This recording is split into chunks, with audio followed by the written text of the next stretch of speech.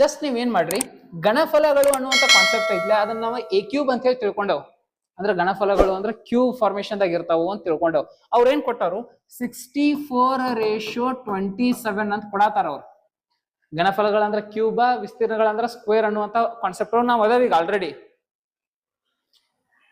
ಈಗ cube formation ದಾಗ 64 cube ಎಷ್ಟ, ಕ್ಯೂಬ್ ರೂಟ್ ಅಂದ್ರೆ ಇವು ಕ್ಯೂಬ್ ಫಾರ್ಮೇಶನ್ ದಾಗ ಅದಾವ. ಇದು ಕ್ಯೂಬ್ ರೂಟ್ ಅಂದ್ರ ಘನ ಮೂಲಗಳನ್ನ ತೆಗಿಬೇಕ.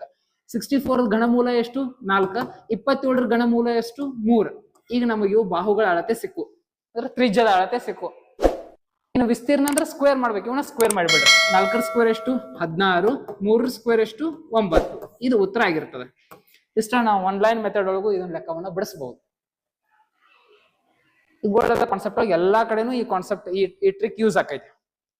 ಬಟ್ ನಾನು ನಿಮ್ಗೆ ಟ್ರೆಡಿಷನಲ್ ಮೆಥಡ್ ಒಳಗೆ ಬಿಡಿಸಿದ ಕಾರಣ ಏನಂದ್ರ ಫಾರ್ಮುಲಾಸ್ ಗಳನ್ನ ಹಾಕೊಂಡ್ರೆ ಅದ್ರ ಪೂರ್ತಿ ಪ್ರಮಾಣದ ನಿಮ್ಗ ಕಾನ್ಸೆಪ್ಟ್ ಅರ್ಥ ಆಕೈತಿ. ಹಿಂಗ್ ಒಣ್ಣೆಕಾಯಿ ಇದನ್ನ ತೋರಿಸಬಹುದಾಗಿತ್ತು ನಿಮಗೆ. ಬಟ್ ಇದೇನೋ ಮತ್ತ ತರಲ್ಲ ಇಲ್ಲಿಗಲ್ ಮೆಥಡ್ ಅಂತ ನನಗೆ ಅನಿಸ್ತದ.